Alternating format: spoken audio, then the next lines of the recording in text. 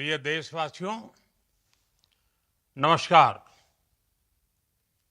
हम सभी ने बीते दिनों में देश का सामर्थ्य और उसका संयम दोनों देखा है। मैं सबसे पहले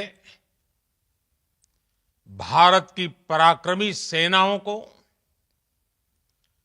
सशस्त्र बलों को,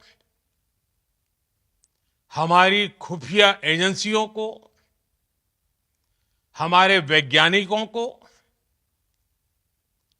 हर भारतवासी की तरफ से सैल्यूट करता हूं। हमारे वीर सैनिकों ने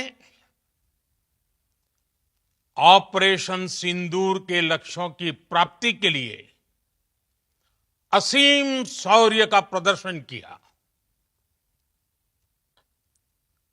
मैं उनकी वीरता को, उनके साहस को, उनके पराक्रम को आज समर्पित करता हूं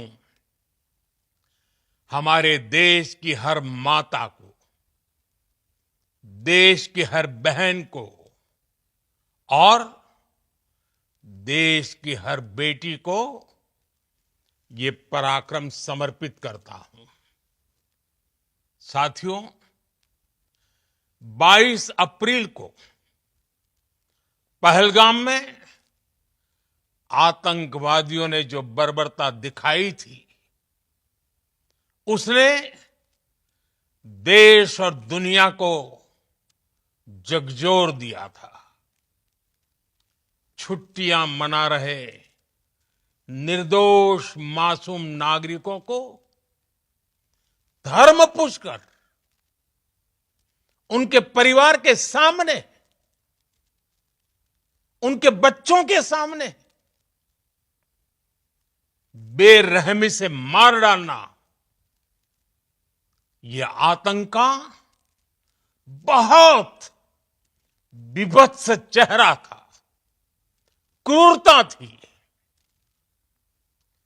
ये देश के सद्भाव को तोड़ने की घिनौनी कोशिश भी थी।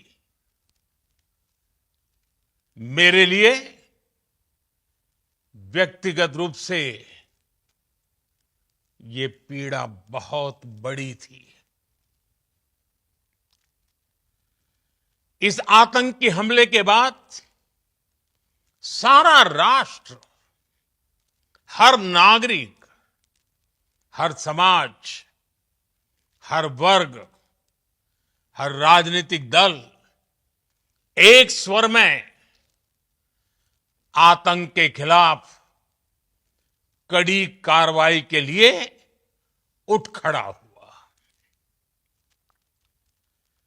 हमने आतंकवादियों को मिट्टी में मिलाने के लिए भारत की सेनाओं को पूरी छूट दे दी और आज हर आतंकी, आतंक का हर संगठन जान चुका है कि हमारी बहनों बेटियों के माथे से सिंदूर हटाने का अंजाम क्या होता है। साथियों, ऑपरेशन सिंदूर ये सिर्फ नाम नहीं है, ये देश के कोटि कोटि लोगों की भावनाओं का प्रतिबिंब है। ऑपरेशन सिंदूर न्याय की अखंड प्रतिज्ञा है।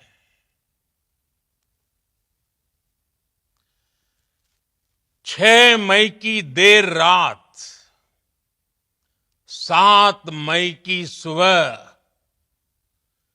पूरी दुनिया ने इस प्रतिज्ञा को परिणाम में बदलते देखा है। भारत की सेनाओं ने पाकिस्तान में आतंक के ठिकानों पर, उनके ट्रेनिंग सेंटर्स पर सटीक प्रहार किया। आतंकियों ने सपने में भी नहीं सोचा था कि भारत इतना बड़ा फैसला ले सकता है। लेकिन जब देश एकजुट होता है, नेशन फर्स्ट की भावना से भरा होता है, राष्ट्र सर्वोपरि होता है, तो फौलादी फैसले लिए जाते हैं, परिणाम लाकर दिखाए जाते हैं। जब पाकिस्तान में आतंक के अड्डों पर भारत की मिसाइलों ने हमला बोला, भारत के ड्रोन्स ने हमला बोला, तो आतंकी संगठनों की इमारतें नहीं, बल्कि उनका हौसला भी थर्रा गया। बहावलपुर और मुरिद के जैसे आतंकी ठिकाने एक प्रकार से ग्लोबल टेररिज्म की यूनिवर्सिटीज रही है। दुनिया में कहीं पर भी जो बड़े आतंकी हमले हुए हैं, चाहे 9/11 हो, चाहे लंदन ट्यूब बॉम्बिंग हो, या भारत में दशकों से जो बड़े बड़े आतंकी हमले हुए हैं, उन सब के तार कहीं ना कहीं आतंक के इन्हीं ठिकानों से जुड़ते रहे हैं। आतंकियों ने हमारी बहनों का सिंदूर उजाड़ा था, इसलिए भारत ने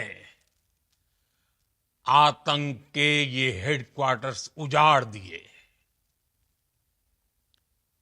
भारत के इन हमलों में 100 से अधिक खूंखार आतंकवादियों को मौत के घाट उतारा गया है। आतंक के बहुत सारे आका बीते 2.5-3 दशकों से खुलेआम पाकिस्तान में घूम रहे थे, जो भारत के खिलाफ साजिशें करते थे। उन्हें भारत ने एक झटके में खत्म कर दिया। साथियों, भारत की इस कार्रवाई से पाकिस्तान घोर निराशा में गिर गया था, हताशा में गिर गया था, बौखला गया था। और इसी बौखलाहट में उसने एक और दुस्साहस किया। आतंक पर भारत की कार्रवाई का साथ देने के बजाय पाकिस्तान ने भारत पर ही हमला करना शुरू कर दिया। पाकिस्तान ने हमारे स्कूलों, कॉलेजों को, गुरुद्वारों को, मंदिरों को, सामान्य नागरिकों के घरों को निशाना बनाया। पाकिस्तान ने हमारे सैन्य ठिकानों को निशाना बनाया। लेकिन इसमें भी पाकिस्तान खुद बेनकाब हो गया। दुनिया ने देखा कि कैसे पाकिस्तान के ड्रोन्स, पाकिस्तान की मिसाइलें भारत के सामने तिनके की तरह बिखर गई। भारत के सशक्त एयर डिफेंस सिस्टम ने उन्हें आसमान में ही नष्ट कर दिया। पाकिस्तान की तैयारी सीमा पर वार की थी, लेकिन भारत ने पाकिस्तान के सीने पर वार कर दिया। भारत के ड्रोन्स, भारत की मिसाइलों ने सटीकता के साथ हमला किया। पाकिस्तानी वायुसेना के उन एयरबेस को नुकसान पहुंचाया, जिस पर पाकिस्तान को बहुत घमंड था। भारत ने पहले 3 दिनों में ही पाकिस्तान को इतना तबाह कर दिया, जिसका उसे अंदाजा भी नहीं था। इसलिए भारत की आक्रामक कार्रवाई के बाद पाकिस्तान बचने के रास्ते खोजने लगा। पाकिस्तान दुनिया भर में तनाव कम करने के लिए गुहार लगा रहा था, और बुरी तरह पीटने के बाद इसी मजबूरी में 10 मई की दोपहर को पाकिस्तानी सेना ने हमारे डीजीएमओ को संपर्क किया।